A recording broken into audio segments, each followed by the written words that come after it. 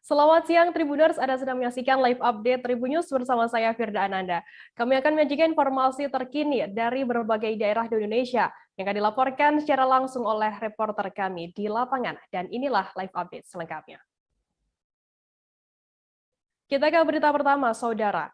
Gebiar vaksinasi COVID-19 Bandar Lampung menargetkan sebanyak 8.000 masyarakat setempat divaksin dalam sehari. Vaksin yang digunakan di waktu tersebut yakni adalah vaksin Pfizer. Pihak Pemkot Bandar Lampung menyediakan 20 tenda vaksinasi yang digunakan untuk memvaksin masyarakat rujukan dari 20 kecamatan yang ada di Bandar Lampung. Informasi lebih lengkapnya akan disampaikan oleh rekan jurnalis kami dari Tribun Lampung, ada Soma Ferrer yang saat ini sudah tersambung bersama kami. Halo Soma. Halo, selamat siang Firda. Soma, bisa Anda jelaskan seperti apa pantauan Anda di lapangan begitu terkait digelarnya gebiar vaksinasi kali ini? Iya, gebiar vaksinasi di Bandar Lampung tepatnya berlangsung kemarin, Jumat tanggal 8 Oktober. Berdasarkan pantauan kita, masyarakat yang datang cukup kondusif dengan aparat yang mengatur. Tidak banyak tahapan yang dilalui oleh masyarakat.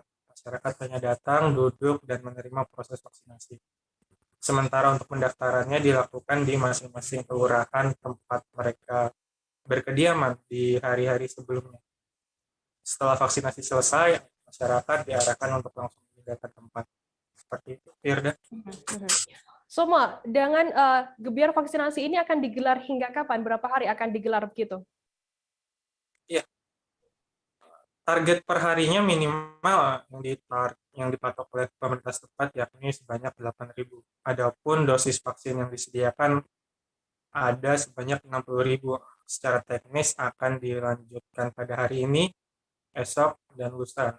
Lama waktunya tergantung dari bagaimana stok vaksinasi itu sendiri. Soma, lantas bagaimana respon dari masyarakat sendiri atas adanya gebiar vaksinasi yang digelar oleh Pemkot Bandar Lampung ini? Ya, sejauh ini masyarakat memang menyambut baik adanya gebiar vaksinasi tersebut. Di mana gebiar vaksinasi itu diketahui dilakukan dengan vaksin merek Pfizer ya. Aplikasinya 90%. Itu masyarakat sangat merasa tenang dalam vaksinasi. Soma, bagaimana lantas kemudian masyarakat di Bandar Lampung sendiri bagaimana caranya agar bisa mengikuti vaksinasi di gebiar vaksinasi kali ini? Iya, gebiar vaksinasi dilaksanakan di tempat yang sama yakni di lapangan Saburai Bandar Lampung, di mana untuk mengikuti itu sebelumnya masyarakat diharuskan untuk mendaftarkan diri melalui kelurahan setempat. Hanya dengan menunjukkan KTP dengan Kota Bandar Lampung saja. Apakah ada pesan khusus begitu dari Wali Kota Bandar Lampung sendiri terkait gebiar vaksinasi dan juga penanganan COVID-19 di Bandar Lampung sendiri? Pesan khusus dari Wali Kota maupun pemerintah setempat yakni agar masyarakat untuk dapat memaksimalkan proses gebiar vaksinasi tersebut. Dan tidak lain, bagaimana protokol kesehatan untuk tetap ditegakkan di aktivitas apapun masyarakat berkegiatan. Baik, terima kasih rekan jurnalis dari Tribun Lampung, Soma Ferrer atas laporannya. Selamat bertugas kembali. Kita beralih ke informasi selanjutnya, Saudara. Pasca diledakannya bom milik teroris Imam Mulyana di kawasan Gunung Ciremai pekan lalu, warga digegerkan dengan melihat sosok seekor macan tutul warna hitam di area perkebunan. Warga pun kaget lantaran baru pertama kali area perkebunan yang hanya berjarak beberapa kilometer dari permukiman warga didatangi si raja hutan tersebut. Diduga macan tutul yang dilihat warga merupakan Selamat Ramadan, macan tutul Jawa yang dilepas liarkan di Kabupaten Kuningan pada 2019 lalu. Informasi lebih lengkapnya akan disampaikan oleh rekan jurnalis kami dari Tribun Cirebon, ada Eki Yulianto yang saat ini sudah tersambung bersama kami. Halo Eki. Halo Firda. Ya. Eki, bisa Anda jelaskan bagaimana kronologi warga ini melihat secara langsung macan tutul di area perkebunan ini? Ya, jadi salah satu warga bernama Somantri telah melihat sosok seekor macan tutul ya berwarna hitam pada malam Jumat kemarin sekitar pukul 9 malam. Jadi menurut keterangan Sumantri bahwa ia mengaku sejatinya sering buat berpatroli ya atau jalan-jalan di area perkebunan ketika malam hari. Namun Sumantri kaget saat hewan peliharaan berupa anjing yang dibawanya itu menggonggong cukup keras ya.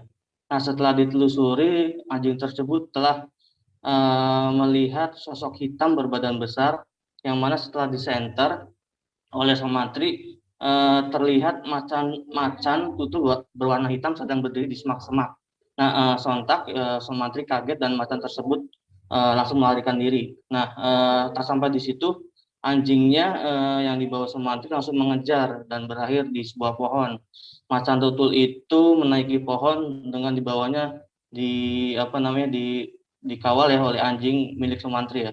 Selanjutnya Sumantri akhirnya minta tolong bantuan warga yang berniat untuk menangkap macan tersebut. Tapi karena warga merasa takut dan mungkin terlalu lama juga dibiarkan di atas pohon, macan tersebut akhirnya kabur ya. Sumantri juga mengaku selain melihat ciri macan tutul yang berwarna hitam, ia pun melihat di lehernya terdapat kalung ya. Jadi Sumantri itu menduga macan dengan ciri-ciri tersebut merupakan selamat Ramadan, yaitu macan tutul Jawa yang dilepas liarkan di Kabupaten Kuningan pada 2019 lalu, atau lebih dikenal dengan sebutan si Raja Hutan Gunung Ciremai. Tidak. Lantas, apakah memang kemunculan macan tutul ini adalah buntut begitu dari ledakan bom milik teroris Imam Mulyana pada pekan lalu, Eki?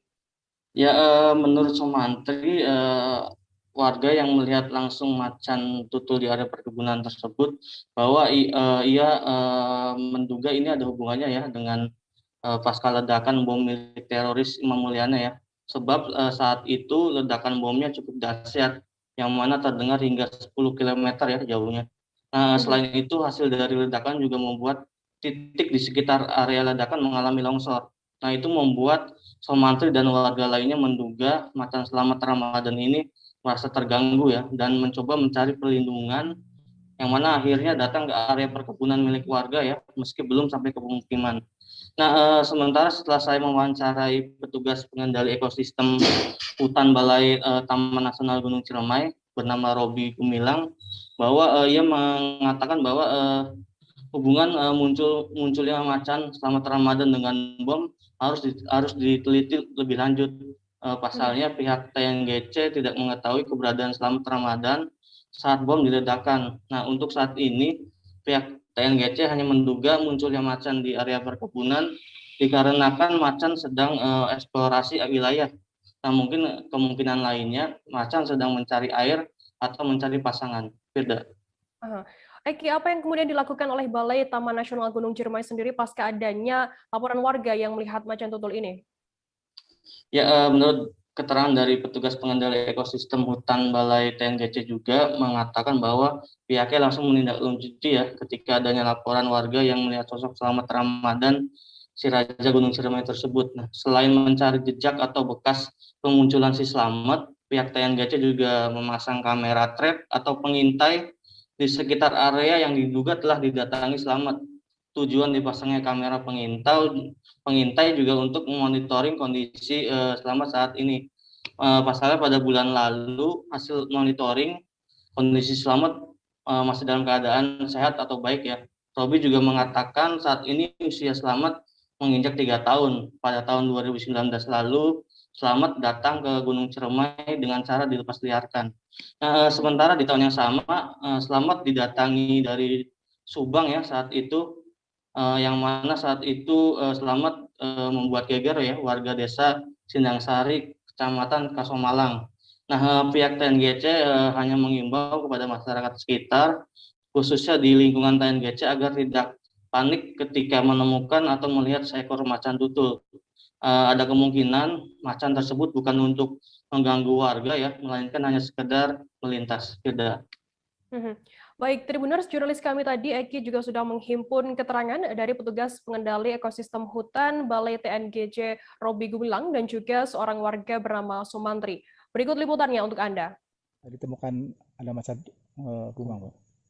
Oh ya, jadi pada tanggal 8 Oktober pada pagi hari tadi sekitar jam 6 pagi saya menerima informasi bahwa ada warga yang pada hari kemarin malam itu tanggal 7 Oktober berarti sekitar jam 9 malam dari warga desa Dusun Malarahayu, Desa Bantaragung, Kecamatan Sindangwangi itu menjumpai macan tutul berwarna hitam dan memiliki kalung yang diindikasi mungkin itu adalah Selamat Ramadan, yaitu macan kumbang yang pernah dulu kita introduksi di kawasan TNGC pada tahun 2019. Untuk menindaklanjuti laporan tersebut, kami tim dari Balai Taman Nasional Gunung Ciremai Seksi Wilayah 2 Majalengka melakukan penyusuran lokasi, pengumpulan keterangan dari masyarakat, dan pada saat ini kami berada di lokasi tempat macan tutul tersebut diindikasikan terlihat, dan untuk lebih memastikan keberadaan macan tutul tersebut, kami memasang kamera trap atau kamera jebak untuk mendokumentasikan keberadaan macan tutul tersebut. Sampai saat ini sudah ada berapa macan Pak di Gunung Ciremai, Pak? Untuk saat ini dari tahun 2013 sampai dengan tahun 2020 secara kamera trap itu kita baru ada 2 yang terdokumentasi. Tapi mungkin kalau secara laporan dari masyarakat dan petugas kisaran kita ada 2 sampai 4 ekor. Tapi yang baru terdokumentasi baru 2 ekor itu. Yang jantan dua-duanya, yang satu tutul kuning, yang satu tutul hitam. Yang Nama Somantri. Kang, bisa ceritain Kang penemuan macan kumbang di sini Kang? Sore itu mau ronda ke Sinape, tapi di tengah jalan nemu macan kumbang, macan hitam tuh. Posisinya tuh deket jalan, tapi lari ke sini, sekitar sini. Sekitar jam 9-an lah. Malam Kang? Malam. Terus apa yang udah kekurangan Kang? Ya saya ikutin, cuman manjat pohon. Saya lapor ke warga, malah warganya nggak berani. Takut. Takut. Terus hilang gitu aja macannya? Enggak, saya tinggalin aja, sayanya yang takut sendirian gitu. Nah, ketiga kalinya masih utuh, masih ada, masih di sini. Balik lagi masih Balik ada. lagi. Itu Akang baru pertama kali lihat apa gimana? Iya, pertama kali. Emang di sini sebelumnya sempat muncul nggak sih si macan? Kalau Baru kali ini aja. Baru pas ledakan aja. Ledakan apa tuh? Ya hari Yang penemuan itu. penemuan itu Berarti itu dampak dari ledakan bisa jadi ya? bisa jadi. Terganggu gitu. Terganggu ya habitatnya ya? Kita beralih ke Sulawesi Barat, Saudara. Mobil minibus Xenia yang melintas di Jalan Trans Sulawesi di Lombona, Desa Tubo Tengah, Kecamatan Tubo Sendana, Kabupaten Majene dijatuhi longsoran batu pada Jumat 8 Oktober lalu. Mobil itu ditumpangi 4 orang. Akibat kejadian tersebut, 1 orang meninggal dunia dan 3 orang mengalami luka-luka. Informasi lebih lengkapnya akan disampaikan oleh rekan jurnalis kami dari Tribun Sulbar. Ada Misbah yang saat ini sudah tersambung bersama kami. Halo Misbah. Ya, Firda, selamat siang. Misbah, bisa Anda jelaskan bagaimana kronologi mobil tersebut bisa tertimpa longsoran batu? Ya, Firda, dapat kami laporkan bahwa awal mula kejadian sebuah mobil ya tertimpa longsoran batu ini. Awalnya mobil tersebut berangkat dari Polowali Mandar menuju ke Mamuju, kemudian akan terus ke Palu karena mobil ini memang awalnya adalah mobil penumpang, dan kemudian terjadi insiden mobil ini dijatuhi longsoran batu tepatnya di Jalan Trans Sulawesi di Lombona, Desa Tubo Tengah, Kecamatan Tubo Sendana, Kabupaten Majene pada Jumat 8 Oktober 2021. Kemudian mobil ini juga ditumpangi oleh 4 orang sehingga mengakibatkan penumpangnya 1 orang meninggal, yaitu supir, dan 3 orang lainnya mengalami luka-luka. Demikian, Firda. Misbah, lantas bagaimana saat ini kondisi 3 korban begitu yang mengalami luka-luka? Ya, Firda, saat ini ketiga korban yang selamat dari insiden ini tengah dipulangkan di kediamannya yang berada di Sidrap dan juga berada di Desa Miring, Kabupaten Polewali Mandar. Kemudian berdasarkan keterangan dari Kepala Puskesmas Sendana Kabupaten Majene yang di mana keempat korban ini juga sempat dilarikan di puskesmas ini, bahwa Kepala Puskesmas mengatakan ketiga korban ini sempat mengalami trauma atas kejadian ini. Begitu, Firda. Bagaimana kemudian imbauan dari pemerintah setempat atas adanya kejadian longsoran batu ini?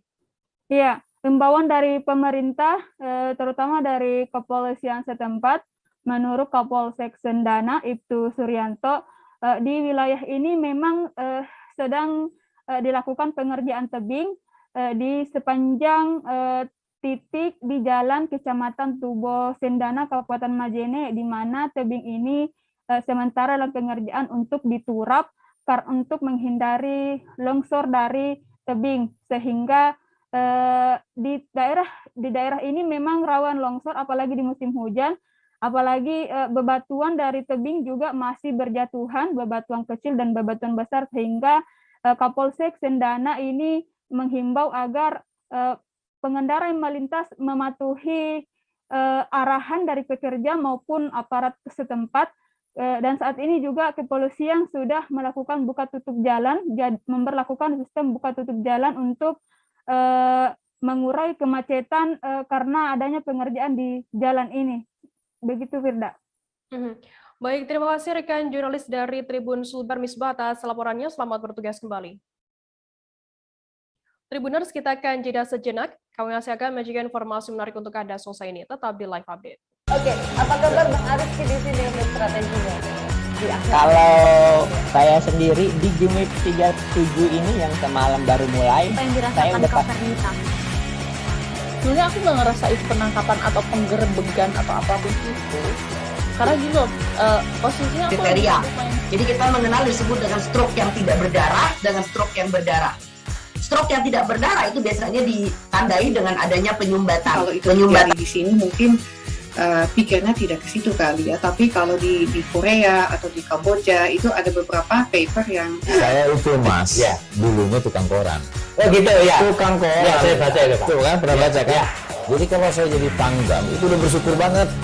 Si anak ini dijadikan sebagai tersangka begitu ya. Kalau ini kita bicara yang di luar kasus Situbondo ya, dengan nama hujan shower, di mana terdapat batas jelas antara daerah hujan dan tidak hujan yang biasanya terjadi pada fase awal mature stage atau tahap berbahaya itu Kang. Jadi mulai artinya terjadinya perlembekan. Nah itu untuk penetrasi akan sulit. Gitu ya. Dok, saya ini menurut saya memang tidak mudah. Bukan urusan tanah diambil. Kalau misalnya Amerika Serikat sekarang, Rasulullah mengatakan dalam sebuah hadis bahwa berpuasa di 6 hari Syawal itu. Oke, apa kabar Bang Arif di sini untuk strateginya? Kalau saya sendiri di Jumip 37 ini yang semalam baru mulai, apa yang saya dirasakan udah Kak Fernita?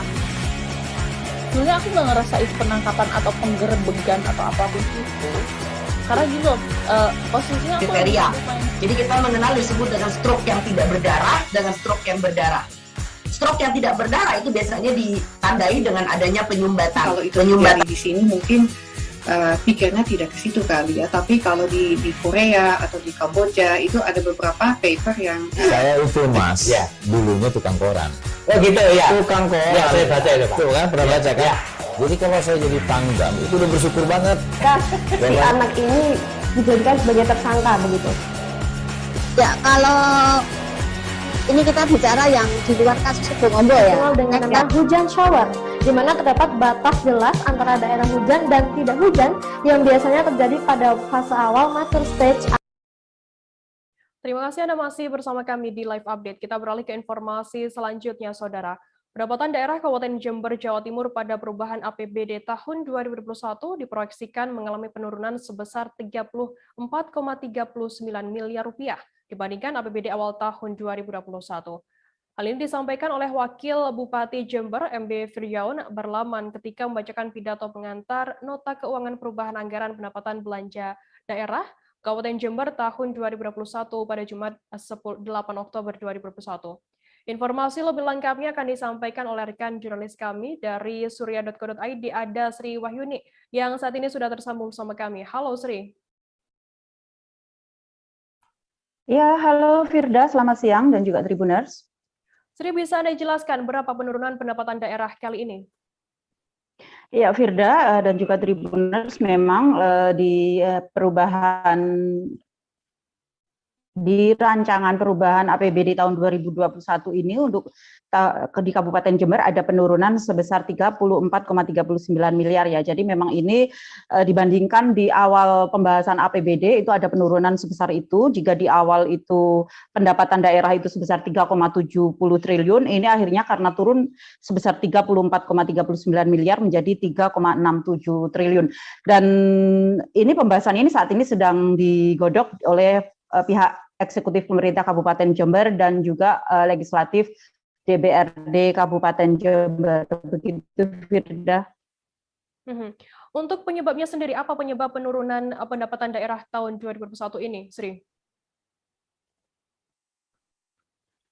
Iya, pandemi COVID-19 memang harus diakui ini membuat penurunan yang sebesar itu ya. Kalau 34 miliar itu kalau diasumsikan itu kalau untuk membangun umpama 1 miliar bisa memperbaiki 1 kilometer jalan, berarti sudah bisa dipakai untuk memperbaiki jalan rusak 34 kilometer kalau umpama itu 34 miliar. Dan pandemi ini memang menjadi penyebab turunnya pendapatan daerah ini karena ada penurunan juga dari pendapatan transfer dari pemerintah pusat dan pemerintah provinsi ke daerah karena pandemi ini, termasuk ke Kabupaten Jember. Jadi memang di pendapatan daerah itu ada 3 komposisi penyumbangnya, ada pendapatan asli daerah, ada pendapatan transfer, dan ada lain-lain pendapatan daerah yang sah. Dan di sini komposisi paling tinggi adalah pendapatan transfer, seperti bagi hasil dari pemerintah provinsi maupun dana perimbangan dari pemerintah pusat. Dan sayangnya itu akibat pandemi ini, transfer dari pemerintah pusat dan daerah itu dari provinsi ke daerah seperti Kabupaten Jember itu turun, begitu. Sri, sampai akhir tahun berapa serapan anggaran APBD keseluruhan? Ya, sampai saat ini, jadi pembahasan di PAPBD ini diketahui memang serapan anggaran APBD tahun 2021 untuk Kabupaten Jember itu masih 40% ya, dari kalau total APBD itu 4,2 triliun, masih 40%, masih sedikit. Ini sudah mengingat sudah hampir akhir tahun, dan pemerintah Kabupaten Jember ini menargetkan sampai akhir tahun nanti serapan anggaran dari total anggaran 4,2 triliun itu bisa terserap di angka 80, realistis di angka 80%, meskipun mengharapkan bisa sampai di angka 90%, dan itu akhirnya membuat pemerintah daerah itu melalui organisasi perangkat daerah itu menggenjot untuk penyerapan anggaran ini, seperti dipakai untuk belanja modal maupun belanja sejumlah alokasi proyek yang sudah dialokasikan dari awal, dan juga fokus tetap di refocusing anggaran, seperti juga untuk dana hibah dan juga penanganan pandemi COVID-19 di akhir tahun sampai Desember 2021. Baik, Tribuners, jurnalis kami tadi juga sudah menghimpun keterangan dari Sekda Jember, Mirvano, dan berikut liputannya untuk Anda. Ya, tadi sudah disebutkan pada saat Kabupaten Kota, ya, yang pertama kita lakukan rasionalisasi.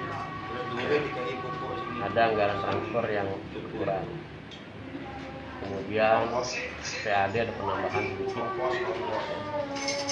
Kalau dari totalnya ada pengurangan sekitar 39 miliar kalau nggak salah. 0,09% dari total APBD awal. Pandemi ini memang berdampak terhadap pengurangan itu ya, Pak Ber? Iyalah, iya jelas kalau itu. Jadi untuk penanganan pandemi, kalau dulu ada di BTT, sekarang kita alihkan ke setiap OPD. Jadi di BPBD, Dinas Kesehatan, ada di Snaker, ya. Kita juga belum tahu kebijakan lebih lanjut terkait dengan penanganan pekerja migran Indonesia. Ya, karena pintunya kan dari, kalau dulu tuh pintunya Juanda itu masih dimasukkan sebagai penerimaan PMI, tapi sekarang kan ditutup. Jadi pintunya ada di Soekarno-Hatta. Sehingga ini kita udah hampir 1 bulan tidak lagi menerima PMI. Iya. Pemerintah Tanah Tidung menggelar acara tradisi suku Tidung, yakni acara tolak bala di Desa Tideng Pale, Kecamatan Sesaya pada Rabu 6 Oktober lalu. Kegiatan tersebut dihadiri dan dibuka langsung oleh Wakil Bupati Tanah Tidung, Hendrik. Acara tolak bala ini dilaksanakan pada bulan Safar, yakni bulan kedua pada kalender Hijriah. Di acara tersebut, Hendrik mengajak masyarakat Tanah Tidung untuk melakukan doa tolak bala dengan harapan dapat terhindar dari segala bahaya. Informasi lebih lengkapnya akan disampaikan oleh rekan jurnalis kami dari Tribun Kaltara, ada Risnawati yang saat ini sudah tersambung bersama kami. Halo Risna. Halo Firda. Ya, Risna, mungkin bisa Anda jelaskan sedikit tentang tradisi tolak bala budaya suku Tidung di bulan Syafar ini seperti apa pelaksanaannya? Ya, untuk tradisi tolak bala saya jelaskan sedikit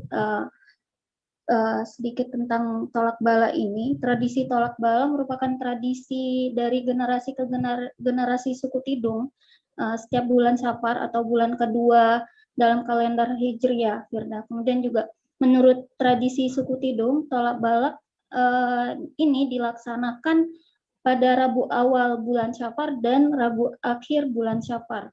Kemudian juga orang dulu percaya bahwa bulan Safar merupakan bulan yang panas, Firda, atau bulan yang penuh petaka, sehingga dilakukan doa tolak bala setiap bulan Safar agar manusia terhindar dari mara bahaya, seperti itu, Firda.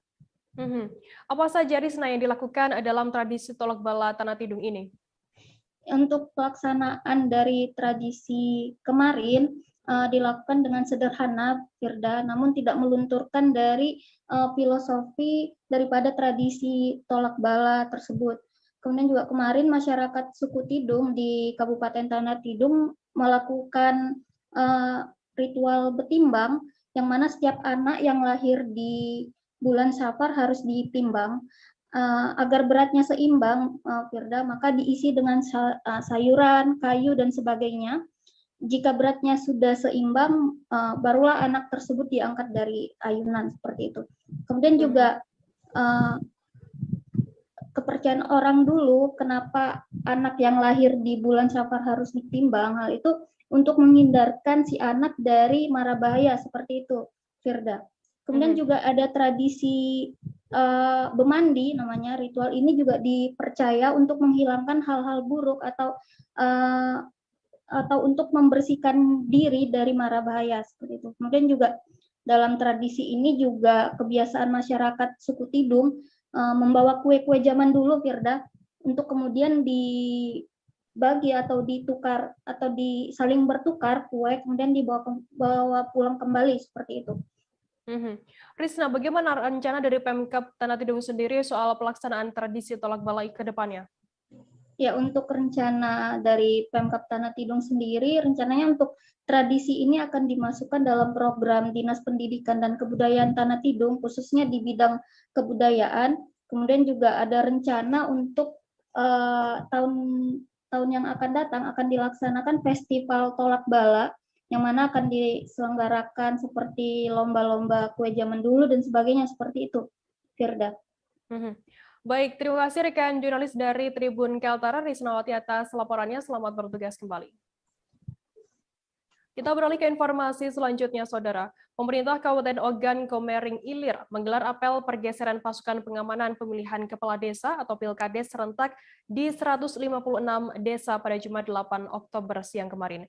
Kegiatan yang dipusatkan di halaman Pemda Ogan Komering Ilir ini diikuti oleh pasukan pengamanan yang terdiri dari personel Brimopolda Sumsel, Satpol PP Linmas, Polres Oki, dan juga anggota Kodim 0402 Oki.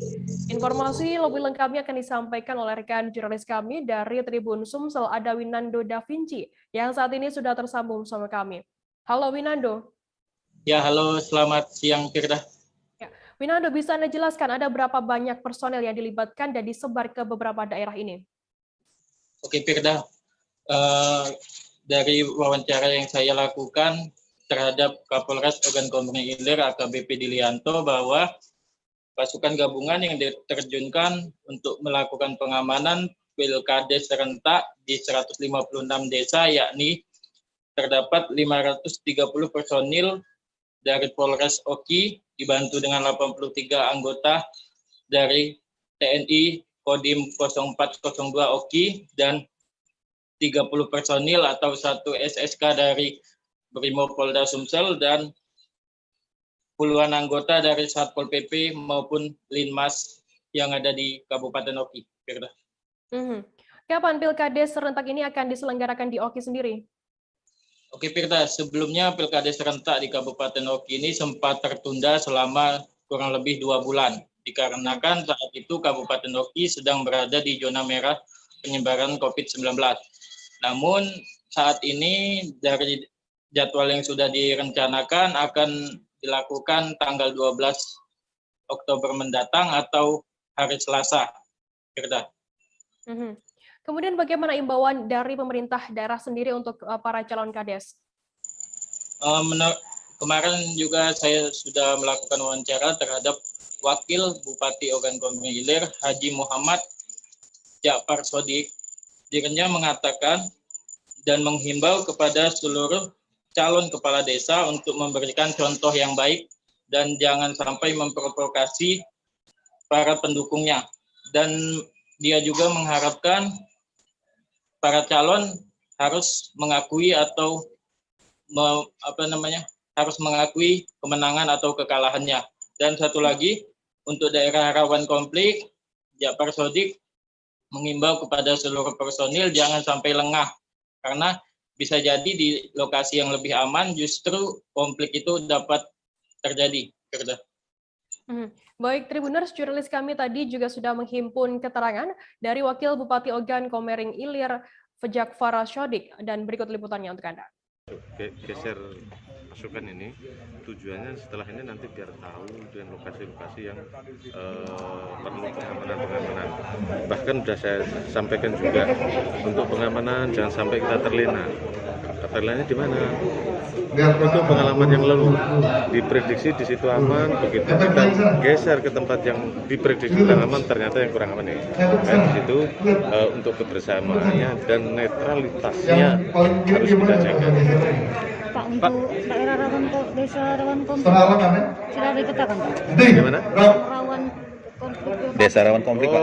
Rawan konflik itu sebenarnya kalau rawan sih enggak sih biasa dengan adanya pilkades ini. Cuma bedanya nih kalau pilkades ini karena kebanyakan calonnya dari situ, pemilihnya dari situ, otomatis di situ akan timbul gesekan-gesekan. Tapi insya Allah masyarakat Oki ini udah sering kali mengadakan demokrasi ini insya Allah aman, apalagi di pick up dari beberapa anggota bahkan turunnya Pak Kapolres minta bantuan dari Brimob 21.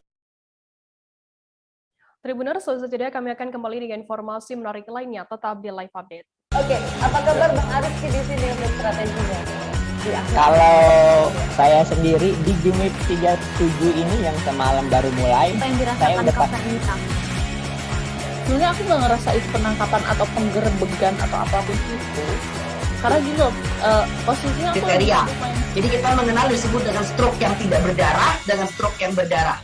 Stroke yang tidak berdarah itu biasanya ditandai dengan adanya penyumbatan. Kalau itu terjadi di sini mungkin pikirnya tidak ke situ kali ya, tapi kalau di Korea atau di Kamboja itu ada beberapa paper yang saya itu Mas, ya, dulunya tukang koran.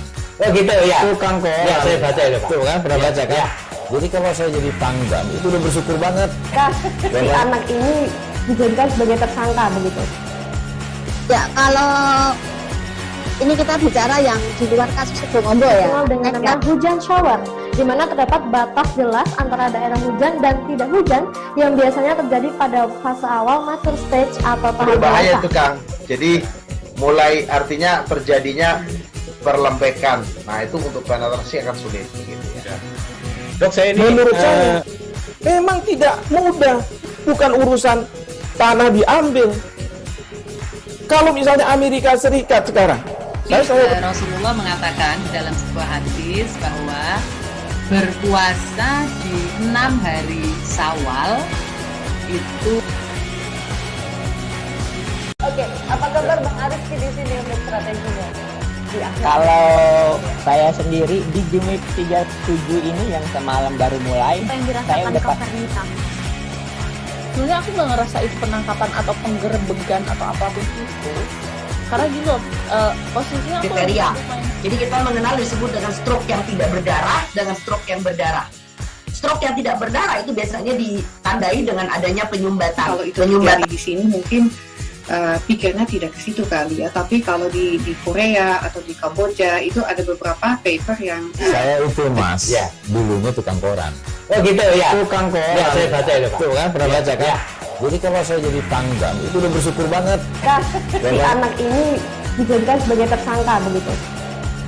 Ya, kalau ini kita bicara yang di luar kasus Sebongombo ya, dengan nama hujan shower, di mana terdapat batas jelas antara daerah hujan dan tidak hujan yang biasanya terjadi pada fase awal mature stage atau tahap berbahaya dewasa. itu Kang.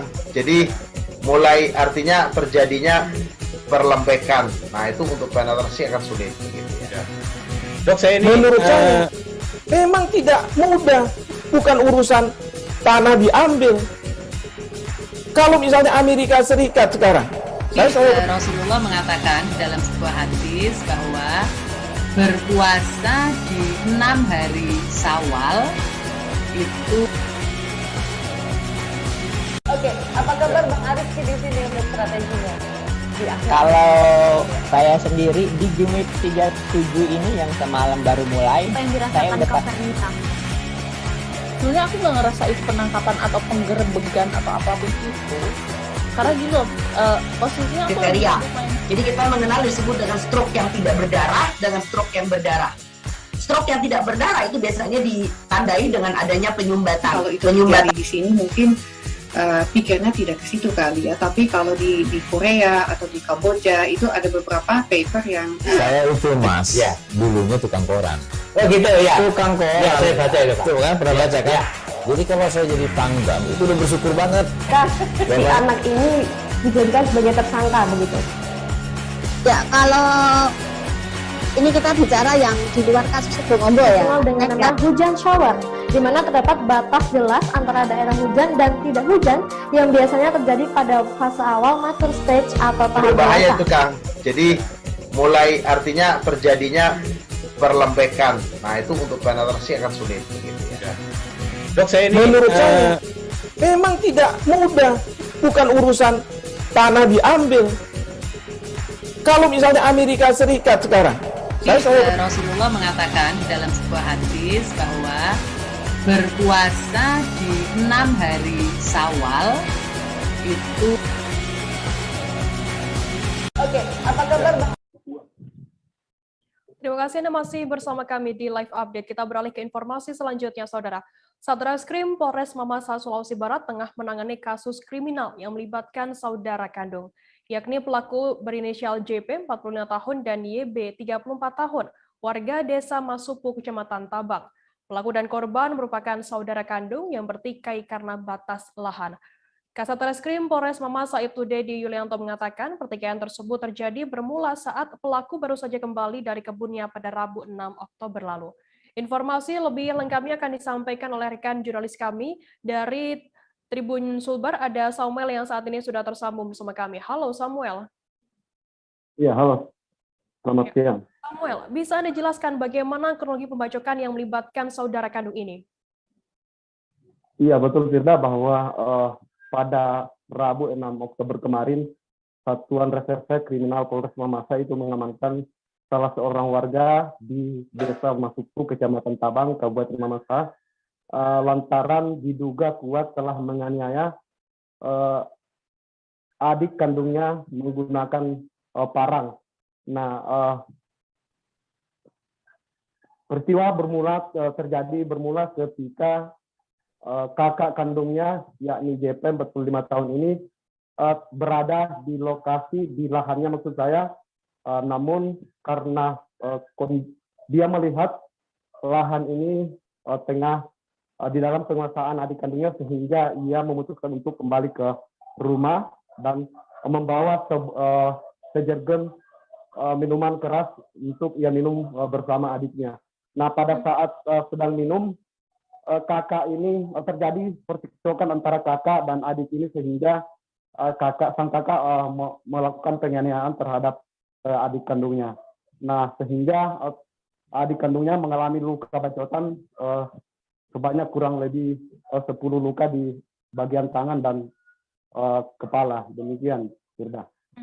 Samuel, bagaimana saat ini kondisi korban sendiri pasca dibacok oleh kakaknya? Ya, betul bahwa saat ini korban masih sedang menjalani perawatan di Pusat Kesehatan Masyarakat Kecamatan Tabang. Itu hingga saat ini belum dapat dikonfirmasi bagaimana hasil visum yang dilakukan oleh tim medis di Puskesmas Kecamatan Tabang. Namun untuk korban sendiri sudah dilakukan penahanan oleh Satuan Reserse Kriminal Polres Mamasa sejak ditangkap pada 3 hari lalu. Demikian. Samuel, bagaimana kemudian tindak lanjut dari pihak kepolisian sendiri atas adanya kejadian pembacokan yang melibatkan saudara kandung ini? Iya, betul bahwa saat ini pihak penyidik masih memeriksa sejumlah saksi untuk dimintai keterangan terkait kejadian ini, dan berdasarkan hasil wawancara kami tadi bahwa saat ini pihak kepolisian masih menunggu hasil visum dari Puskesmas Tabang untuk kemudian dijadikan sebagai alat-alat bukti untuk proses penanganan kasus ini. Begitu, Firda. Baik, terima kasih rekan jurnalis Samuel dari Tribun Sulber atas laporannya. Selamat bertugas kembali. Kita beralih ke informasi selanjutnya, Saudara. Bupati Penajam Pasir Utara atau PPU Abdul Ghafur Masud memberikan komentarnya mengenai terpilihnya Wali Kota Samarinda Andi Harun sebagai Ketua Umum Asosiasi Pemerintah Daerah Kepulauan dan Pesisir Seluruh Indonesia atau Aspeksindo. Bupati yang kerap disapa AGM itu mengucapkan selamat dan harapannya kepada Andi Harun dalam kepemimpinannya sebagai Ketua Umum Aspeksindo menggantikan dirinya tersebut. Informasi lebih lengkapnya akan disampaikan oleh rekan jurnalis kami dari Tribun Kaltim, ada Hanifan Ma'ruf yang saat ini sudah tersambung bersama kami. Halo Hanifan. Iya, Firda. Ya, Hanifan, bisa Anda jelaskan bagaimana terpilihnya Wali Kota Samarinda Andi Harun ini sebagai Ketua Aspeksindo? Ya, Wali Kota Samarinda Andi Harun terpilih menjadi Ketua Umum Asosiasi Pemerintah.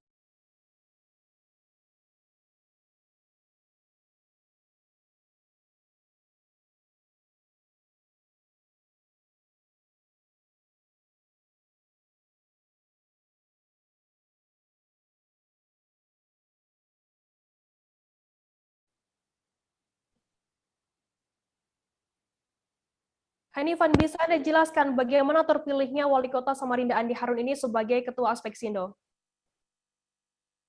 Ya, Wali Kota Samarinda Andi Harun terpilih menjadi Ketua Asosiasi Pemerintah Daerah Kabupaten, Kota, Pesisir, dan Kepulauan Indonesia atau Aspeksindo melalui Musyawarah Nasional Aspeksindo kedua yang diadakan di Provinsi Bangka Belitung, Kabupaten Belitung pada 8 Oktober 2021. Andi Harun sendiri terpilih secara aklamasi dan akan menjadi Ketua Umum Dewan Pimpinan Pusat Aspeksindo untuk periode 2021 hingga 2025, menggantikan Ketua Aspeksindo sebelumnya, yaitu adalah Abdul Ghafur Masud dari Bupati Penajam Pasir Utara. Hanifan, bagaimana kemudian tanggapan Wali Kota Andi Harun sendiri setelah terpilihnya menjadi Ketua Aspeksindo?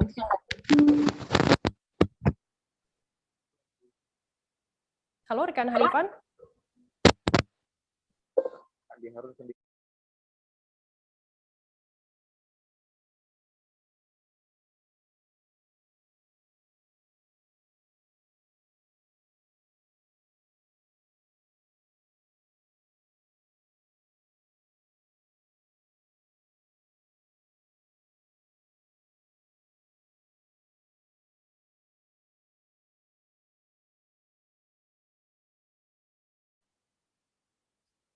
ini Van, kemudian bagaimana tanggapan dari Wali Kota Andi Harun sendiri selesai terpilih menjadi Ketua Aspeksindo?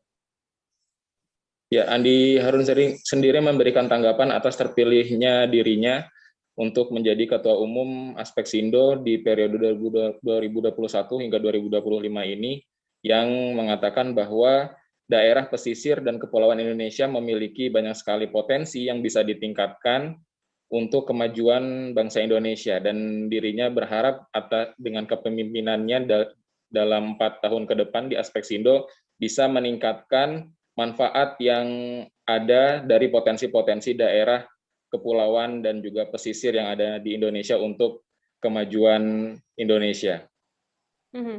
Lantas, Hanifan, apa yang menjadi masukan-masukan kepada Andi Harun sendiri dalam kepemimpinannya sebagai Ketua Aspeksindo ke depan? Ya, salah satu masukan datang dari Ketua Umum Aspeksindo sebelumnya, yaitu Bupati PPU Abdul Ghafur Mas'ud, yang memberi masukan kepada Ketua baru Aspeksindo, yaitu Wali Kota Samarinda, untuk semakin bisa memanfaatkan potensi-potensi daerah pesisir dan kepulauan. Selain itu juga bisa memberikan masukan kepada pemerintah pusat untuk bisa memberdayakan daerah-daerah luar Indonesia, terutama daerah-daerah pesisir, agar bisa semakin memberi kontribusi kepada kemajuan Republik Indonesia ini. Begitu, Firda. Baik, Tribuners, jurnalis kami tadi juga sudah menghimpun keterangan dari Wali Kota Samarinda Andi Harun, dan berikut liputannya untuk Anda. Ya, seperti tadi yang saya jelaskan, pertama saya ingin apresiasi cara yang dipilih oleh Aspeksindo malam ini melakukan pemilihan sangat kekeluargaan, dan ini bisa menjadi tradisi. Aspeksindo bisa meninggalkan presiden yang sangat baik bagi kelanjutan mas berikutnya. Yang kedua, program prioritas kita tentu memberikan dukungan, melakukan mobilisasi, dan meyakinkan publik terhadap rancangan undang-undang kepulauan yang pernah diperjuangkan oleh DPD, diinisiasi oleh DPD, sehingga bisa menjadi undang-undang. Betapa pentingnya kita menyadari bahwa bangsa ini punya anugerah, punya kekayaan luar biasa di sektor kelautan dan pesisir. Di samping itu, kita juga harus memikirkan program-program bersifat jangka pendek, menengah, dan panjang. Salah satu hal yang mungkin belum terungkap dalam perspektif climate change, perlu diingat bahwa secara sosio-ekonomi penduduk kita itu kurang lebih 25%, sekitar 120 jutaan tinggal di daerah pesisir dan kelautan. Cuaca buruk mengakibatkan beberapa kapal sulit bersandar di dermaga Pelabuhan Bakauheni, Lampung. Cuaca buruk melanda berupa ombak besar dan juga angin kencang. Beberapa kapal yang sulit bersandar, yakni satu di antaranya adalah KMP Trimas Kanaya. Kapal ini sempat berputar 3 kali untuk bisa bersandar di dermaga. Butuh waktu sekitar 1 jam lebih hingga akhirnya bisa bersandar. Informasi lebih lengkapnya akan disampaikan oleh rekan jurnalis kami dari Tribun Lampung. Ada Dominius Desmantri yang saat ini sudah tersambung bersama kami. Halo, Domi. Halo, rekan Firda. Domi, bisa Anda jelaskan bagaimana cuaca buruk yang melanda di pelabuhan dari pantauan Anda di lapangan? Oke, baik. Beberapa hari ini, bahkan sudah sempat seminggu, cuaca ekstrim melanda di Lampung, khususnya di Pelabuhan Bakauheni. Cuaca ekstrim tersebut ombak besar dan juga angin kencang. Dan menurut pantauan saya kemarin di Pelabuhan Bakauheni, beberapa kapal sulit untuk bersandar di dermaga karena ombak besar dan juga angin kencang yang membuat mereka susah untuk menepi. Nah, pantauan saya kemarin di lapangan, KMP Trimas Kanaya itu sempat kesulitan untuk bersandar sebanyak 3 kali sebelum akhirnya ia bisa bersandar di dermaga. Butuh waktu sekitar 1 jam lebih untuk dapat bersandar di dermaga itu karena ombak yang cukup tinggi begitu. Domi, cuaca buruk ini apakah memang baru saja terjadi ataukah memang sudah terjadi beberapa hari di sana, dan bagaimana prediksi cuaca beberapa hari ke depan? Oke, baik. Cuaca ekstrim yang ada di beberapa wilayah di Lampung, khususnya di Lampung Selatan, sudah terjadi sekitar seminggu yang lalu, dan pihak BMKG pun sudah menghimbau kepada masyarakat, khususnya bagi nelayan dan juga moda transportasi laut, untuk berhati-hati dan mewaspadai cuaca ekstrim tersebut. Beliau juga memberitahu bahwa cuaca ekstrim ini akan berlangsung mungkin 1-2 hari ke depan. Begitu. Domi, adakah upaya atau tindakan antisipasi dari pihak pelabuhan sendiri terkait adanya cuaca buruk di sana? Baik, dari pihak Bakauheni sendiri, mereka mengimbau kepada masyarakat untuk lebih berhati-hati saat berpergian menggunakan moda transportasi laut. Dan juga mereka telah mengimbau dan juga memberikan pengarahan gitu kepada nelayan-nelayan yang berada di sekitarnya juga untuk lebih mewaspadai cuaca ekstrim ini. Baik, terima kasih rekan jurnalis dari Tribun Lampung, Dominius Desmantri, atas laporannya. Selamat bertugas kembali. Tribuners, kita akan jeda sejenak, tetap di Live Update. Oke, apa kabar Bang Ariski di sini untuk strateginya? Kalau saya sendiri di Jumip 37 ini yang semalam baru mulai, saya udah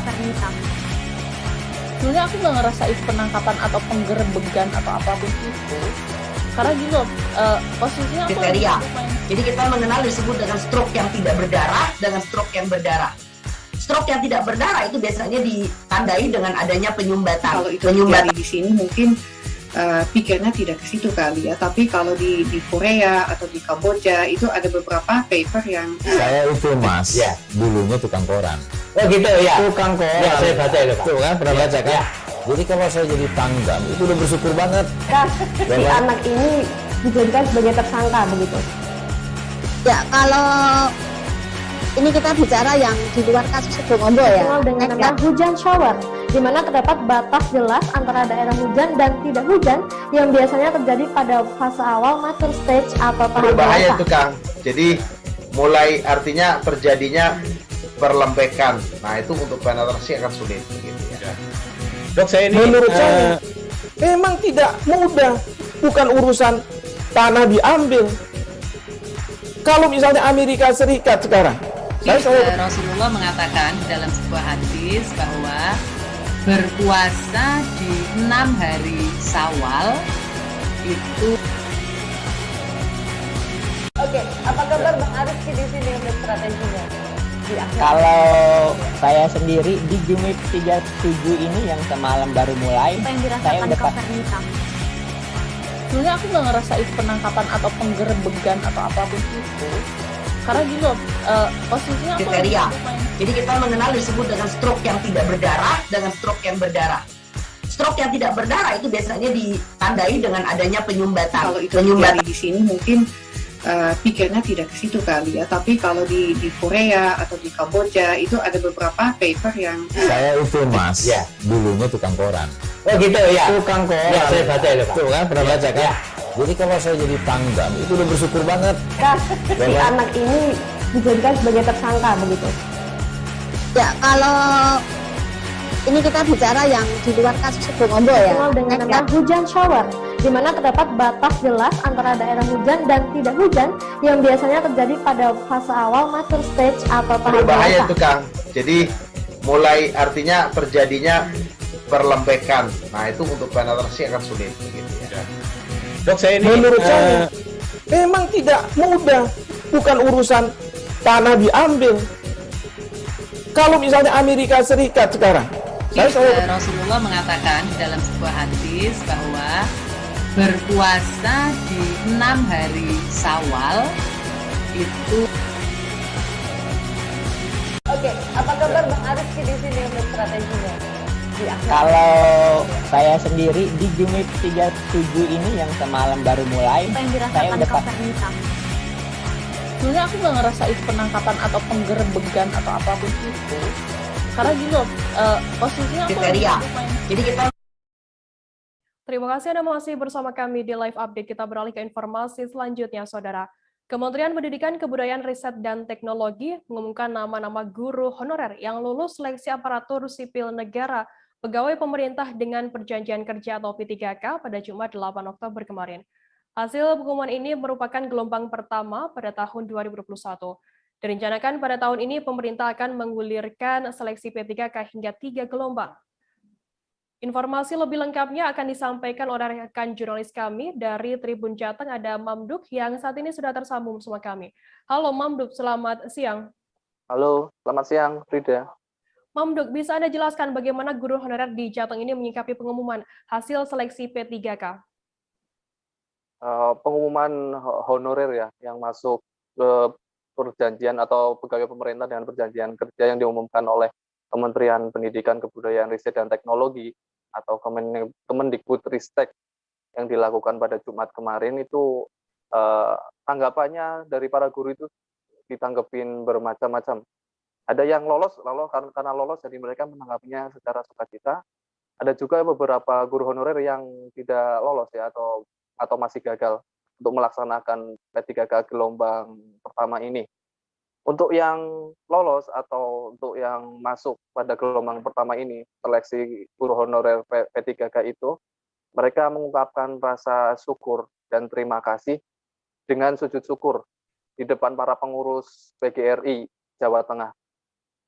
Dari para pengurus PGRI Jawa Tengah ini selama proses seleksi memang membimbing para guru honorer yang mau ikut seleksi P3K ini. Jadi mereka untuk mengungkapkan rasa syukur, mereka memberikan semacam buah-buahan, ada pisang, kelengkeng, dan berbagai macam buah-buahan, dan sujud syukur sebagai rasa terima kasih kepada para pengurus PGRI itu. Dalam proses seleksi kemarin, dalam P3K itu, para guru honorer ini meminta kisi-kisi dan meminta bimbingan dari para pengurus PGRI Jawa Tengah. Begitu, Firda. Mamduk, bagaimana kemudian tanggapan dari guru honorer sendiri yang gagal atau tidak lolos dalam P3K kali ini? Ada berbagai macam alasan kenapa guru honorer masih gagal ya, tidak diangkat menjadi guru P3K. Rata-rata ada yang mengatakan karena memang gagal di kompetensi teknis ya, karena kompetensi teknis dinilai sangat sulit dalam ujian seleksi P3K ini. Lalu mereka beberapa ada yang mengatakan sudah lolos passing grade sudah lulus, tapi ternyata tidak ada formasi dalam sekolah itu. Jadi mereka harus mengikuti seleksi kompetensi lagi yang kedua besok. Begitu, Firda. Adakah mungkin tanggapan dari guru honorer dan pengurus PGRI terkait pelaksanaan seleksi P3K kali ini? Pengurus PGRI meminta ada evaluasi atau perbaikan dalam seleksi kompetensi P3 mendatang ya, atau yang kedua dan ketiga yang direncanakan diselenggarakan tahun 2021 ini. Juga tahun 2022 juga rencananya pemerintah atau Kemendikbudristek akan mengadakan seleksi honorer P3K ini juga ya, akan dilaksanakan kembali.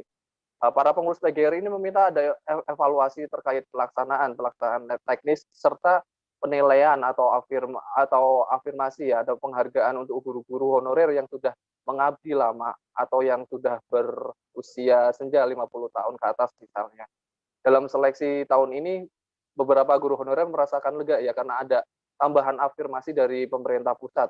Taman afirmasi di mana guru honorer usia 50 tahun ke atas diberikan afirmasi dengan memberikan tambahan passing grade ya. Passing grade 100%, artinya passing grade-nya atau nilai ambang batasnya adalah 0. Dan sedangkan yang di usia 50 tahun ke bawah guru honorer diberikan tambahan afirmasi 10% untuk passing grade atau nilai ambang batas. Begitu, Firda. Baik, Tribuners, jurnalis kami tadi juga sudah menghimpun keterangan dari Ketua PGRI Jawa Tengah Muhdi dan juga guru honorer SDN Sendang Sari Purworejo yang juga Ketua Umum DPP Forum Honorer Non-Kategori Indonesia R. Sutopo Yuwono. Dan berikut liputannya untuk Anda. Nah, dengan adanya ini kami sekarang yang tadinya mendapat mungkin penghasilan ada yang 700, 500 ribu, bahkan beberapa ada yang 300 ribu, sekarang yang sudah lolos bisa memperoleh kesejahteraan setara golongan 9A, 11 ya. 11 kalau PNS 3A dengan gaji yang justru malah lebih banyak daripada PNS, kan lebih tinggi sebetulnya. Nah, oleh karena itu kami sangat bersyukur atas kebijakan Bapak Mendikbud, Bapak Dirjen PDK yang selalu mendampingi, bahkan memotivasi kami, dan juga Bapak Mendikbud, juga Bapak Presiden Joko Widodo. Saat ini kami melakukan hal yang besar. Dan khususnya hari ini terima kasih juga kepada Pak Cahyokumolo yang sudah menentukan Permen Panetin penggunaan batas kelulusan, sehingga juga banyak tertolong honorer bagi yang usia di bawah usia 50 maupun di bawah 50 tahun. Alhamdulillah, dan terima kasih kepada pemerintah di mana mereka akhirnya juga bersedia untuk menunjukkan rasa sayang, rasa menurut saya penghargaan kepada teman-teman guru honorer dengan yang semula sudah menetapkan penghargaan melalui afirmasi atau keringanan passing grade itu bisa ditinjau. Waktu itu sudah mau pengumuman ditunda, dan lalu penundaan itu tidak sia-sia, keluarlah kebijakan yang memberikan sebut saja kalau bahasa saya kemudahan mengenolkan ya passing grade untuk usia di atas 50 tahun dan menambah atau mengurangi passing grade 10% itu, yang akhirnya menaikkan dari sekitar 90.000 menjadi 150.000. Kita beralih ke informasi selanjutnya, Saudara. Limbah masker medis yang jumlahnya setiap hari meningkat membuat kumpulan mahasiswa Teknik Lingkungan dan Teknik Sipil Unmas Denpasar mengolahnya menjadi salah satu bahan bangunan, yakni beton. Kegiatan pengolahan limbah masker yang dijadikan bahan campuran beton ini dinamakan COVID Concrete atau disingkat dengan COVID 19. Informasi lebih lengkapnya akan disampaikan oleh rekan jurnalis kami dari Tribun Bali. Ada Wahyuni Sari yang saat ini sudah tersambung bersama kami. Halo Sari. Ya, halo Firda. Sari, bisa Anda jelaskan apa alasan mahasiswa ini mencampurkan limbah masker medis untuk campuran beton begitu? Ya, baik. Jadi ketika tadi saya mengunjungi laboratorium tempat pembuatan beton tersebut, saya bertemu dengan Ima Dewahyu Wijaya selaku Ketua Tim Peneliti COVID Concrete yang menceritakan bagaimana mulanya tercetus ide pencampuran serat masker untuk sebagai bahan campuran adonan untuk beton. Nah, awalnya pihaknya melihat ada peningkatan sampah masker selama pandemi ini, terutama masker medis yang dihasilkan dari kegiatan domestik atau rumah tangga. Lalu kebetulan pada bulan April terdapat semacam kompetisi pendanaan penelitian dari BNPB atau Badan Nasional Penanggulangan Bencana, dan BNPB tersebut memberikan kesempatan untuk penelitian di bidang kesehatan, salah satunya di bidang kesehatan, pihaknya mengambil tema penanggulangan sampah medis. Nah, dari sana pihaknya melihat ternyata sampah medis dapat dihasilkan dari kegiatan domestik atau rumah tangga karena digunakan hampir setiap hari, salah satunya yakni masker medis. Setelah melihat banyaknya sampah medis yang dihasilkan oleh rumah tangga, ia dan kumpulan mahasiswa teknik tersebut melakukan survei penggunaan masker medis. Dan didapatkan penggunaan masker medis oleh rumah tangga dalam waktu 1 hari berjumlah 1 hingga 3 masker untuk 1 orang. Nah, lebih parahnya lagi, setelah digunakan, masker tersebut langsung dibuang, dijadikan satu di sampah rumah tangga tanpa ada pemilihan. Oleh karena itu, daripada mencemari lingkungan karena tidak bisa didaur ulang secara alami, pihaknya menemukan ide untuk penanggulangan limbah masker medis ini dengan solidifikasi atau dibentuk dengan dipadatkan, Firda. Sehari lantas bagaimana untuk proses pembuatannya sendiri begitu? Ya, kalau untuk proses pembuatannya sendiri, masker-masker yang sudah dikumpulkan dari rumah tangga tersebut dikumpulkan di dalam suatu wadah, nantinya akan disterilkan dengan cara dicampurkan desinfektan. Nah, setelah itu nantinya masker-masker tersebut akan melalui proses penghancuran di mana nantinya yang dicari adalah serat-seratnya saja. Nah, setelah serat-seratnya semua terkumpul, nantinya adonan serat tersebut akan dijadikan satu dengan semen, pasir untuk pembuatan beton tersebut. Nah, setelah sudah tercampur jadi satu berbentuk seperti adonan beton, akan dicetak di cetakan yang berbentuk lonjong panjang. Sari, lantas bagaimana? Apakah beton ini sudah diuji begitu untuk penggunaannya? Ya, untuk beton yang menggunakan bahan campur limbah masker ini sementara masih dalam tahap penelitian, Firda. Jadi akan diuji kualitas beton ini jika kedepannya terpenuhi syarat bahwa beton ini bisa dikomersilkan, mungkin akan ditindaklanjuti. Sementara itu beton yang sudah dihasilkan itu sebanyak 36 dan nantinya 36 beton ini akan diuji dengan beberapa variasi pencampuran serat masker dari 0 sampai 0,75%. Jadi ada 0% tanpa serat masker, ada yang menggunakan serat masker sejumlah 0,125, ada yang menggunakan serat masker sebanyak 0,25 hingga 0,375% untuk campuran maskernya. Nah, jadi semuanya itu akan diuji kualitas mana yang paling bagus. Nah, nantinya setelah hasil pengujian tersebut keluar dan bisa untuk dikomersilkan, tentu ke depannya pihaknya akan mengkomersilkan beton-beton tersebut. Jadi sebelumnya masker-masker yang digunakan oleh Universitas Mahasaraswati Denpasar itu masker-masker yang berasal dari rumah tangga saja ya, Firda, atau dari perkantoran, bukan dari rumah sakit atau klinik. Itu saja, Firda. Baik, Tribuners, jurnalis kami tadi juga sudah menghimpun keterangan dari Imade Wahyu Wijaya selaku Ketua Tim Peneliti COVID Konkret atau pengolahan limbah masker menjadi beton. Berikut liputannya untuk Anda. Campuran untuk beton dan paving block seperti itu. Karena di sini dari masker itu kita ada kandungan semacam seratnya yang bisa kita ambil dan menjadi campuran untuk beton dan paving block seperti itu. Jadi dari sanalah ide itu muncul dan akhirnya kami terpilih untuk mendapat pendanaan dari BNPB untuk melakukan penelitian ini. Jadi mulai bulan April itu sudah jalan. April, Mei, Juni untuk pengumpulan maskernya. Jadi kami infokan melalui sosial media bahwa ada pengumpulan masker di kampus kami di Universitas Mahasaraswati Denpasar. Bagi yang memiliki sampah masker bisa dikumpulkan di rumah dan dikumpulkan ke kami. Jadi untuk kami olah untuk jadikan bahan campuran ini. Itu seluruh masker medis bisa ya dijadikan ini bahan? Seluruh masker medis, ya. Tapi dari kegiatan rumah tangga, bukan dari kegiatan di klinik atau rumah sakit. Itu karena khusus dari kegiatan sehari-hari aja, yang di kantor misalnya atau di yang kerja itu biasanya mereka menggunakan lebih dari satu setiap hari. Nah, ini yang terlibat di sini siapa aja, Pak, untuk pembuatan Untuk ini? pembuatan di sini terutama dari tim peneliti itu ada dosen, saya sendiri dari jurusan Teknik Lingkungan dan Teknik Sipil dari kolaborasi, kemudian ada teman-teman mahasiswa dari Teknik Lingkungan dan Teknik Sipil Fakultas Teknik Unmas Denpasar yang juga membantu selama proses pembuatan, pengumpulan dan pengolahannya. Ini akan didistribusikan kemana aja betonnya?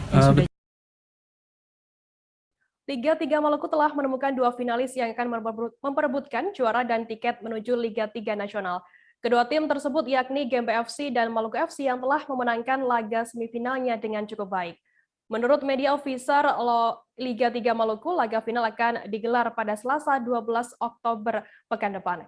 Informasi lebih lengkapnya akan disampaikan oleh rekan jurnalis kami dari Tribun Ambon. Ada Dedi Aziz yang saat ini sudah tersambung sama kami. Halo, Dedi.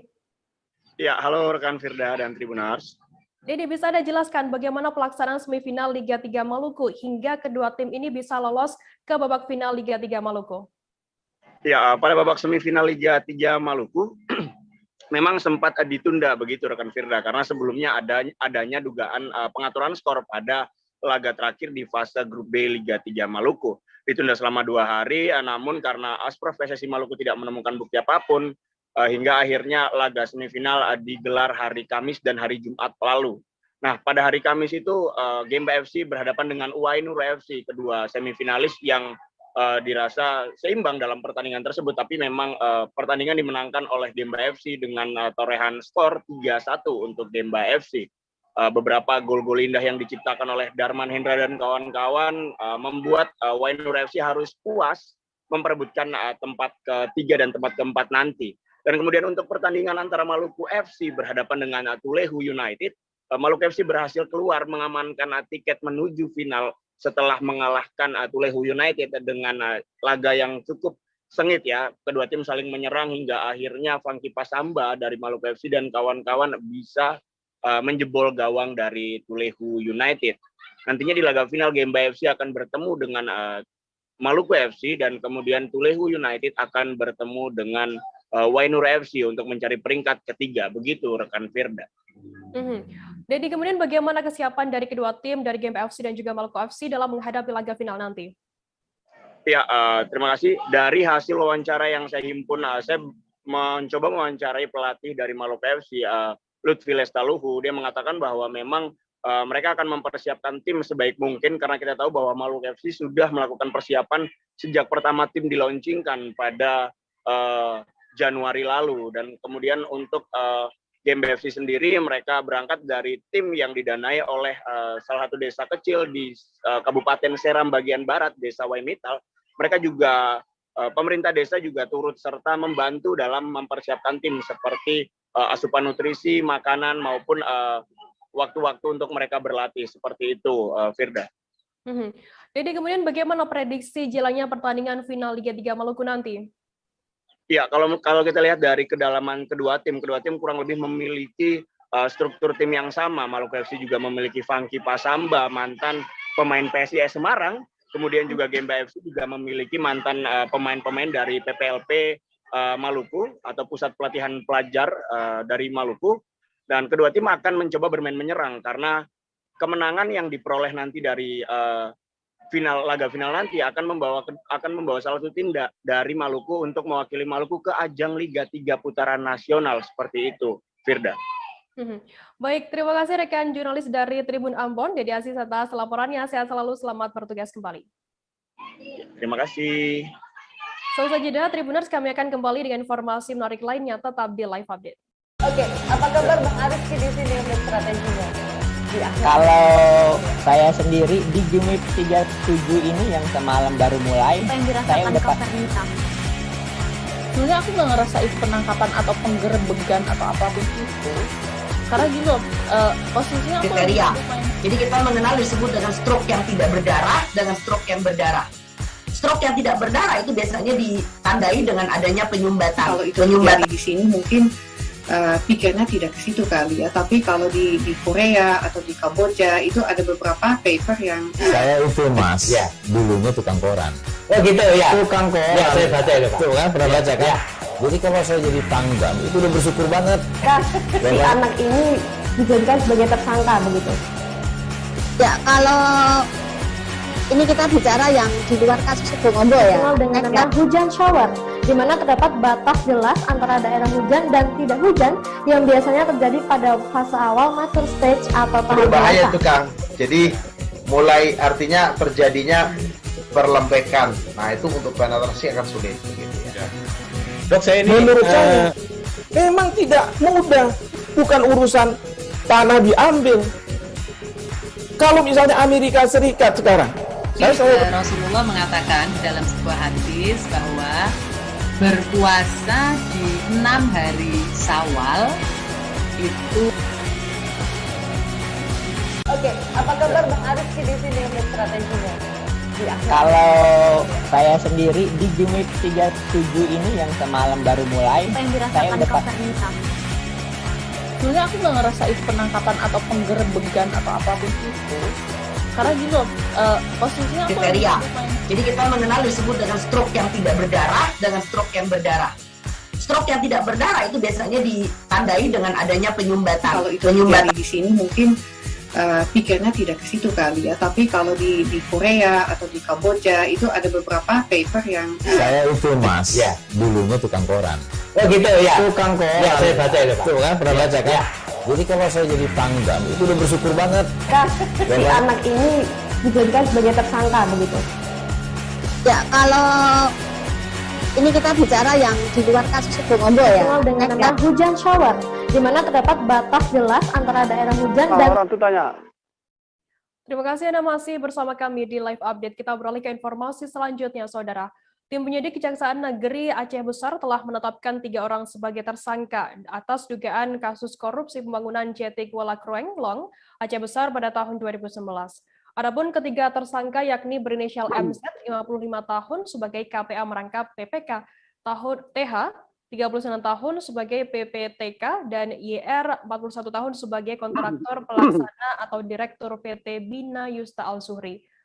Informasi lebih lengkapnya akan disampaikan oleh rekan jurnalis kami dari Serambi News Indonesia, ada Asnawi Lui, yang saat ini sudah tersambung bersama kami. Halo Asnawi.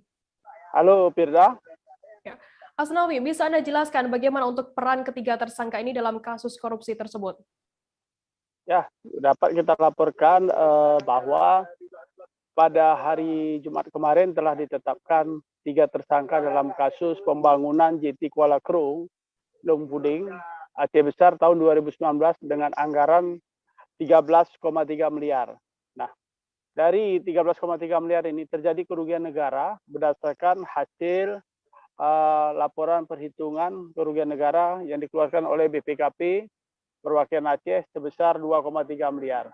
Nah, hari ini dapat saya laporkan ketiga tersangka yang terlibat adalah MZ yang bertugas sebagai KPA dan pejabat pembuat komitmen, yang saat ini juga tersangka MZ ini Firda adalah Kepala Dinas Perkim. Ya, lagi dipromosi menjadi Kepala Dinas Perkim. Dan yang terlibat lainnya sebagai pejabat pembuat teknis kegiatan adalah TH dan kontraktor dari atau direktur dari PT Bima Yusta Al-Zuhri bernama YR, 41 tahun. Asnawi, apakah nantinya juga akan ada tersangka lainnya dalam kasus korupsi ini? Untuk saat ini tersangka lain belum ada, tetapi ini akan kemungkinan ya akan dilihat dengan perkembangan fakta-fakta nanti di persidangan. Namun untuk saat ini Kejari Aceh Besar telah menetapkan tersangka untuk tahap awal ini, Firda. Untuk total kerugian yang ditimbulkan akibat adanya korupsi ini, ada total berapa kerugiannya? Kerugian negara sekitar 2,3 miliar dari total anggaran 13,3 miliar. Dan ini adalah temuan dari tim intelijen Kejaksaan Negeri Aceh Besar yang mereka lakukan penyelidikan pada tahun 2021, Firda. Baik, terima kasih rekan jurnalis dari Serambi News Indonesia, Asnawi Lui, atas laporannya. Selamat bertugas kembali. Baik, sama-sama, Firda. Kita beralih ke informasi selanjutnya, Saudara. Yoel Montola, utusan bagian sumber daya alam atau SDA Setda Kota Bitung, dan YVT Rondo Nuwu, utusan Satuan Polisi Pamung Praja Kota Bitung, keluar sebagai putra dan putri Bitung pada tahun 2021 kali ini. Malam Grand Final pemilihan Putra-Putri Bitung tahun 2021 berlangsung pada Jumat 8 Oktober malam di ruang Sarun Dajang Kota Bitung. Informasi lebih lengkapnya akan disampaikan oleh rekan jurnalis kami dari Tribun Manado. Ada Christian Wayongkir yang saat ini sudah tersambung bersama kami. Halo Christian. Selamat sore, rekan Firda. Christian, bisa Anda jelaskan bagaimana hasil pemilihan putra dan putri Bitung tahun 2021 ini?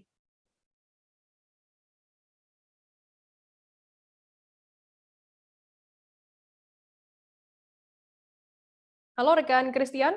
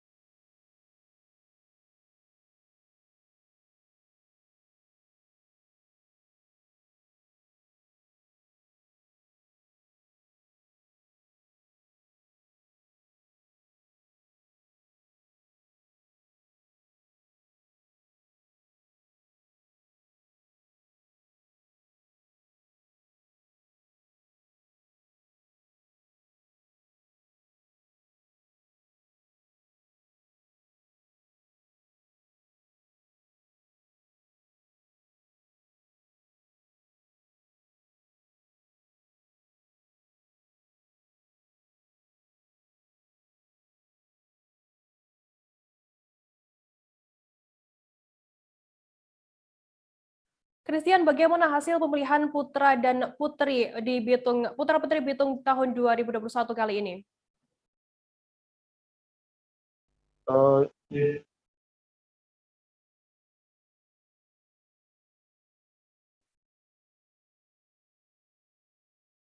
Halo rekan Christian.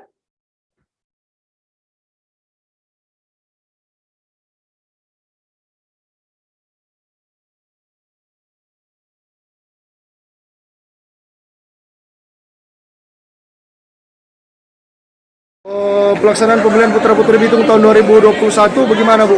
DP hasil seperti apa? Hasilnya sudah berjalan dengan baik dan pada malam hari ini di saat grand final telah terpilih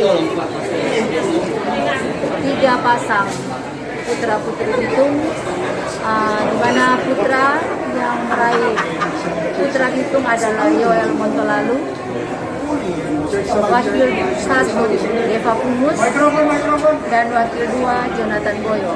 Dan untuk putri, Christian, bagaimana untuk hasil pemilihan putra dan putri Bitung tahun 2021 kali ini? Jadi hasil pemilihan putra dan putri Bitung keluar sebagai pemenang putra adalah putra Yoel, utusan dari bagian sumber daya alam, dan putri If, utusan dari Satuan Polisi Pamung Praja, di mana pada malam grand final pemilihan putra dan putri Bitung tahun 2021 berlangsung Jumat kemarin malam di ruang SH Serundayang Kantor Wali Kota Bitung, rekan Firda. Christian, apa saja pertanyaan pamungkas kepada 3 besar finalis putra dan putri Bitung ini? Kepada 3 besar finalis putri, mendapat pertanyaan pamungkas dari juri kehormatan Bapak Wali Kota Bitung Insinyur Morris Mantiri MM, di mana dia menanyakan tentang seberapa penting dan bermanfaatnya vaksinasi yang dilakukan oleh pemerintah saat ini. Karena menurut Morris Mantiri, Wali Kota Bitung, pertimbangan pemberlakuan pembatasan kegiatan masyarakat akan dilihat dari jumlah masyarakat yang tervaksin atau yang belum tervaksin. Setelah sebelumnya penilaiannya dari ketersediaan tempat tidur yang ada di rumah sakit maupun angka kasus COVID-19. Kemudian pertanyaan pamungkas kepada 3 besar putri Bitung disampaikan oleh juri kehormatan Wakil Wali Kota Bitung Bapak Hengki Honandar, di mana Wakil Wali Kota Bitung menanyakan terkait dengan literasi digital, di mana Kota Bitung ini sedang melaksanakan atau menggenjot visinya, yaitu menjadikan Bitung sebagai kota digital. Rekan Firda. Kemudian bagaimana untuk tanggapan dari panitia dan pemerintah terhadap gelaran putra dan putri Bitung tahun ini? Menurut Ketua Panitia Pelaksana, pemilihan putra dan putri Bitung kali ini berlangsung terbatas, di mana sejumlah kegiatan seperti malam talent show dan babak grand final, malam grand final itu diselenggarakan secara virtual atau dipancarkan melalui laman media sosial milik pemerintah Kota Bitung, dan yang hadir dalam lokasi pelaksanaan malam grand final hanya terbatas, hanya beberapa orang saja, rekan Firda. Baik, Tribuners, jurnalis kami tadi juga sudah menghimpun keterangan dari Erlina MA Tinangon, Ketua Panitia Pelaksana Pemilihan Putra dan Putri Bitung tahun 2021. Dan berikut liputannya untuk Anda. Pelaksanaan pemilihan putra-putri Bitung tahun 2021 bagaimana Bu? DP hasil seperti apa? Hasilnya sudah berjalan dengan baik dan pada malam hari ini di saat grand final telah terpilih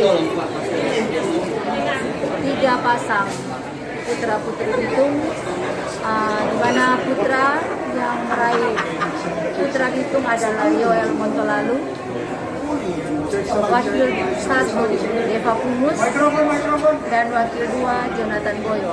Dan untuk putri Bitung tahun 2021 adalah Yvette Rononuwo, wakil 1 Mutiara Gagato, dan untuk wakil 2 Reisi Walta.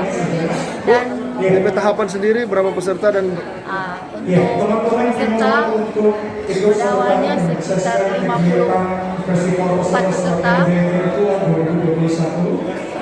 Setelah melalui tahap seleksi sampai pada dipilih 13 pasang. Jadi jumlah 26 orang. Dan semua itu pada malam hari ini acara dimulai pada tanggal 4 Oktober, mulai dengan penerimaan materi, selanjutnya ada interview, photoshoot, dan pada malam hari ini adalah puncak dari kegiatan pemilihan Putra Putri Bitung tahun 2021. Dan diharapkan untuk bisa bertugas, bisa menjadi kota pariwisata di Kota Bitung. Tribuners, informasi tadi sekaligus menutup perjumpaan kita dalam live update kali ini. Jangan lupa Tribuners saksikan terus live update di seluruh kanal YouTube dan Facebook Tribun Network. Masih di tengah pandemi, Tribuners, kami terus mengingatkan Anda untuk selalu menerapkan protokol kesehatan dimanapun Anda berada. Saya, Fidanana, wakili kru yang bertugas, pamit undur diri. Terima kasih dan sampai jumpa. Jangan lupa like, subscribe, dan share ya!